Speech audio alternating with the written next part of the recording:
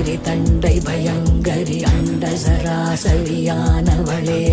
கண்டம் கலங்கிட பிண்டம் நடுங்கிட குண்டலி குருதியில் நின்றவளே கண்டவர் கண்டிலர் கண்ட